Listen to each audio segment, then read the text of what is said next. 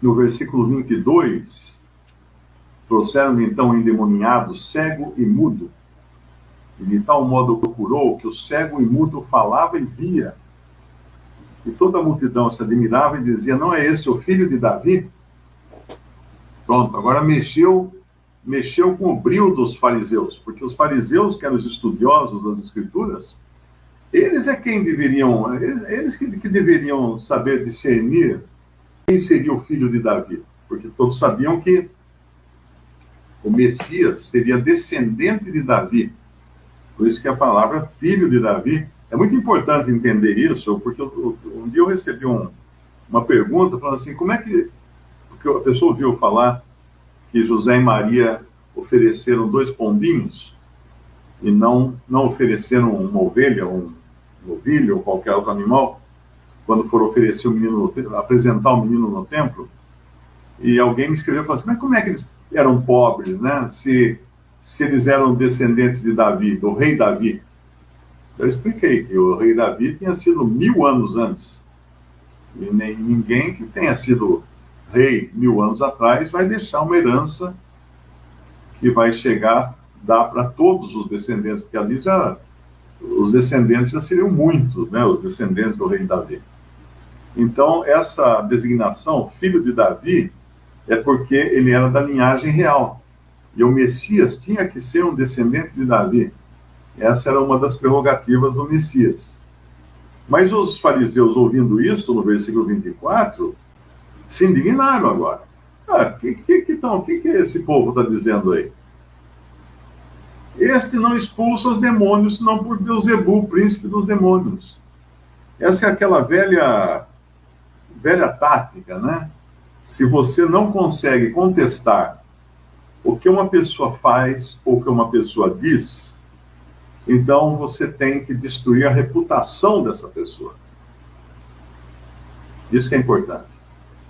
Essa semana até vi um médico, né, muito inteligente, tem várias especialidades e tudo, e ele fez uma entrevista muito boa sobre a pandemia.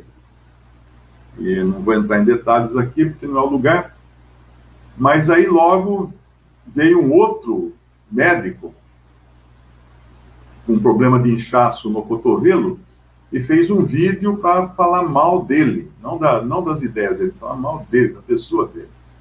Então essa é a técnica, essa é a tática, né? Você não pode contestar os argumentos de alguém, ataque a sua reputação.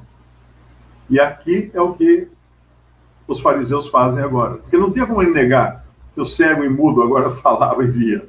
Não tinha. Isso era inegável. Então como é que eles vão fazer para destruir esse feito, esse milagre de Jesus? Fala mal dele. Este não expulsa os demônios, senão por Beelzebul, príncipe dos demônios. Jesus, porém, conhecendo os seus pensamentos, olha aqui o detalhe. Eu não conheço o pensamento de ninguém, a não ser os meus. E malemar ainda, hein? Malemar, às vezes me atrapalha. Mas ele que é Deus e homem, ele sabia o que cada um daqueles homens estava pensando. Não só deles, de toda a humanidade. Você consegue imaginar uma pessoa que escute os pensamentos de 8 bilhões de seres humanos na Terra? Esse é Cristo. Ele é assim, ele é Deus e homem. Impossível nós concebermos uma coisa dessa. Mas ele é esse.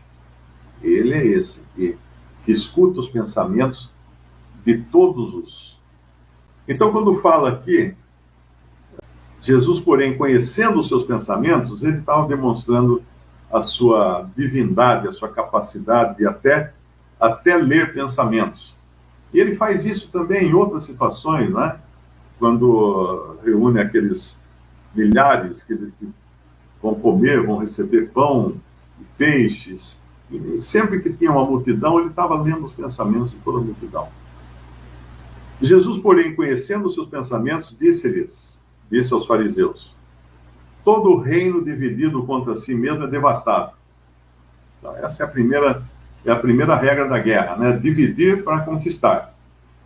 Então, um, um, um reino ou um grupo quer derrubar um outro grupo, o que ele faz? Eles infiltram alguém lá dentro para criar discórdia entre eles lá, porque aí enfraquece aquele grupo e aí eles podem atacar.